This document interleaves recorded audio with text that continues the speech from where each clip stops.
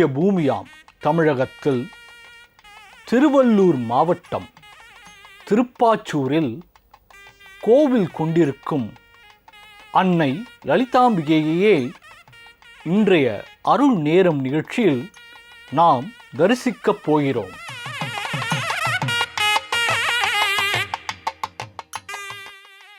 நம் தமிழகத்தை பொறுத்தவரை சக்தி வழிபாடு என்பது மிக தொன்மையானது. நம் தமிழர் பாரம்பரியத்துடன் பின்னி பிணைந்தது சர்வலோக மாதாவான சக்தி தேவியின் வழிபாடு. ஆதி காலத்தில் சக்தி வழிபாட்டை தாய்மை வழிபாடு என்றே நம் முன்னோர்கள் குறிப்பிட்டார்கள். எப்படி தாயானவள் தன் பிள்ளைகளை கருணையுடனும் கரிசனத்துடனும் கண்ணின் மணி போல காத்து வளர்க்கிறாளோ, அப்படி தன்னை நாடி வரும் பக்தர்களின் துயரினை துடைத்து பொன்னான வாழ்வளிக்கும் அற்புத தாயே அன்னை லலிதாம்பிகை. சக்தி வழிபாட்டை உலகின் முதல் வழிபாடு எனவும் கூறுகின்றனர். சதாசிவன், மகேஸ்வரன், ருத்ரன், விஷ்ணு, பிரம்மா ஆகிய ஐவரையும் தனது அம்சமாக உருவாக்கிய அன்னை பிறகு ஹ்ரீம் என்னும் பீஜத்தில் எழுந்தருளியதாக திருமூலர் கூறியுள்ளார்.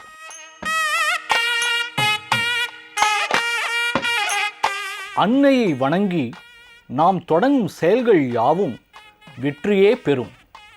அவள் அருளை பெற்றவர்களுக்கு எந்த செயலிலும் எந்தவித இடர்பாடும் இடையூறும் எக்காலத்திலும் வராது. லோக மாதாவான அன்னை லலிதாம்பிகையை அனுதினமும் தூய மனதுடனும் திடமான நம்பிக்கையுடனும் மனதார வழிபட்டு வந்தாலே போதும். குடும்பத்தில் தடைப்பட்டிருந்த மங்கள காரியங்களை எல்லாம் நடத்தி தந்தருள்வாள். தீராத கடன் தொல்லையில் இருந்து நம்மை மீளச் செய்வாள். கணவன் மனைவி இடையே ஒற்றுமையையும் அன்பையும் அந்யோன்யத்தையும் பலப்படுத்தி சுகமான நல்வாழ்வை தந்தருள்வாள் லலிதாம்பிகை. உலகின் எல்லா பெண் தெய்வங்களும் சக்தி என்றே அழைக்கப்படுகின்றனர். சக்தி இல்லையே சிவம் இல்லை என்று நம் இதிகாச புராணங்கள் கூறுகின்றன. சிவத்துக்கே சக்தியாக திகழ்பவள் பராசக்தி. உலகின் எல்லா ஆற்றலுக்கும் காரணகர்த்தாவாகவும் கிரியா ஊக்கியாகவும் இருந்து செயல்பட செய்யும் சக்தி பெண் தெய்வங்களுக்கு உண்டு. ஒவ்வொரு ஆண் மகனின் வெற்றிக்கு பின்னாலும் பெண்ணே இருக்கிறாள்.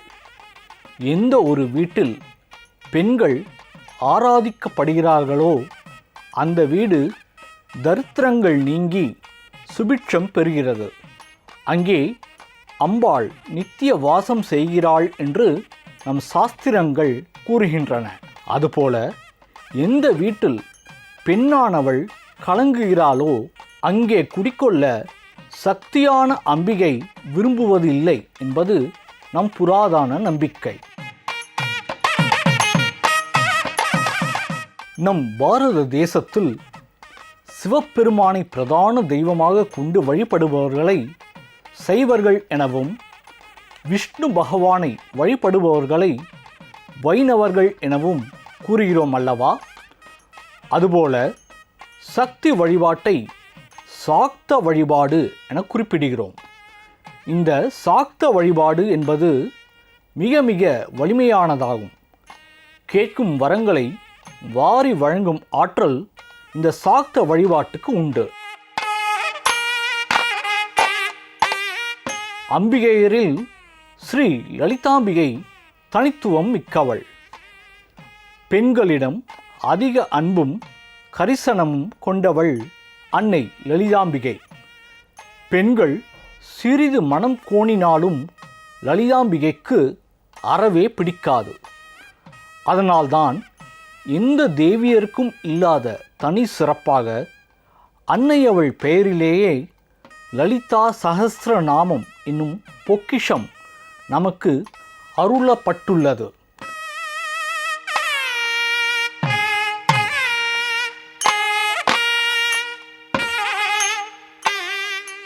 அம்பிகையின் திரு உருவங்களில் லலிதாம்பிகை என்பவள் பேரழகியாக விளங்குகிறாள்.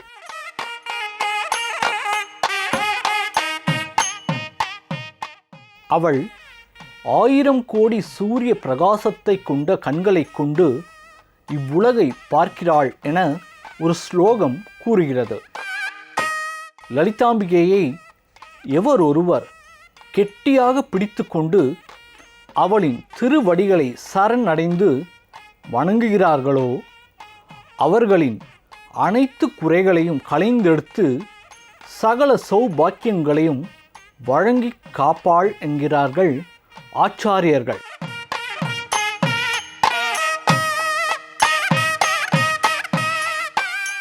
அன்னையின் பரிபூரண கருணைக்கு பாத்திரமாக ஓம் லலிதாம்பிகாய நமக என்ற மந்திரத்தை தினமும் சொன்னாலே போதும்.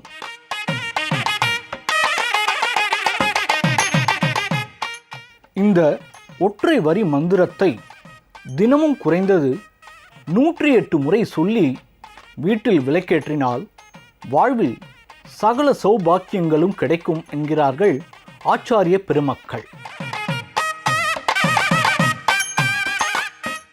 குறிப்பாக பெண்கள் இந்த மந்திரத்தை சொல்ல சொல்ல பிரிந்த கணவன் விரைவில் மனம் மாறி வந்து சேருவார்.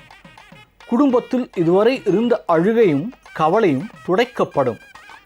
இல்லத்தில் இருந்த தரித்திர நிலையை மாற்றி அருள்வாள் லலிதாம்பிகை.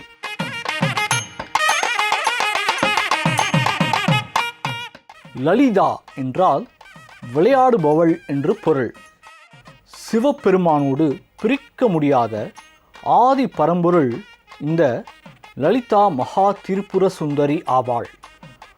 ஆதியும் அந்தமுமான சிவபெருமானும் சக்தியும் ஒன்றிணைந்த வடிவமே லலிதாம்பிகை. இவளுக்கு மேலானதொரு தெய்வம் இல்லை என்கிறது நம் சாஸ்திரங்கள். ஸ்ரீ லலிதா சஹஸ்ர நாமத்தை எவர் ஒருவர் தினமும் பாராயணம் செய்கிறார்களோ அவர்களுக்கு வாக்கு வன்மை கூடும், முகத்து தேஜஸ் பெருகும், தொல்லை கொடுத்து வந்த எதிரிகள் இருந்த இடம் தெரியாமல் காணாமல் போவார்கள். லலிதா சஹஸ்ர நாமம் என்பது அத்துணை வீரியமிக்க ஸ்லோகமாகும். அசுரர்களை அழிக்க அக்னி குண்டத்தில் அவதரித்தவள் அன்னை லலிதாம்பிகை. ஒரு சமயம் அசுரர்களின் இடையூறுகளையும் இன்னல்களையும் தாங்க முடியாமல் யாகம் வளர்த்து அம்பாளை மனமுருகி வேண்டினர் தேவர்கள். என்ன செய்தால் லலிதாம்பிகை வரவழைக்கலாம் என யோசித்த தேவர்கள் ஒரு கட்டத்தில் தங்களின் தேகத்தையே யாகத்தில் அர்ப்பணிக்க தயாரானார்கள்.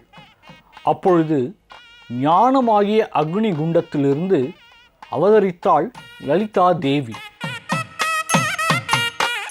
4 கைகளில் பாசம், அங்குசம், கரும்பு வில், மலர்கணைகள் ஆகியவற்றை ஏந்தி நல்லோருக்கு நன்னம்பிக்கை அளிக்கும் விதமாக தோன்றினாள் அன்னை லலிதாம்பிகை.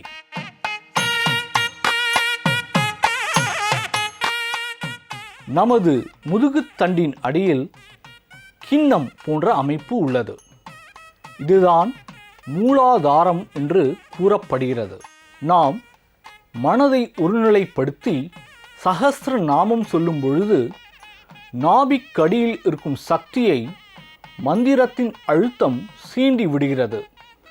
அந்த சக்தியானது மேலே எழும்பி சுவாதிஷ்டானம், மணிப்பூரகம், அநாகதம், விசுத்தி, ஆக்ஞை, பிறகு சகஸ்ராரம் என்கிற கடைசி நிலையை வந்தடைகிறது.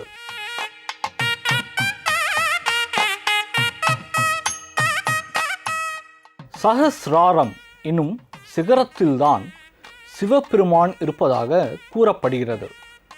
சகஸ்ராரத்தில், அதாவது சிகரத்தில் கவிழ்ந்த நிலையில் உள்ள கிண்ணத்தில் அமிழ்தம் உள்ளது. கீழிருந்து எழும்பிய சக்தி சிகரத்தில் உள்ள சிவனோடு சேரும்பொழுது கவிழ்ந்த நிலையில் உள்ள கிண்ணத்திலிருந்து அமிழ்தம் கொட்டுவதாக அறியப்படுகிறது. அப்பொழுது அவள் சிவசக்தி ஸ்வரூபிணியாகவே நமக்கு காட்சி கொடுப்பாள் என்று கூறப்படுகிறது.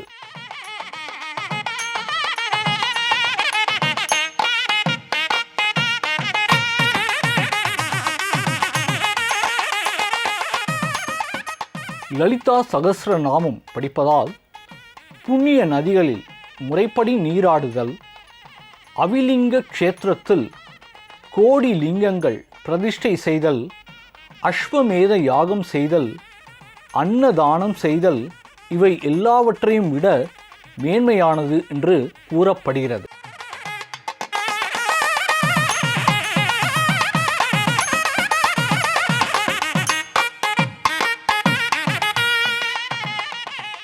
நாமும் அன்னை லலிதாம்பிகையை வழிபட்டு தினம்தோறும் லலிதா சகஸ்ர நாமத்தை பாராயணம் செய்து அன்னை அவளின் பரிபூரண அருளுக்கு பாத்திரமாவோம்.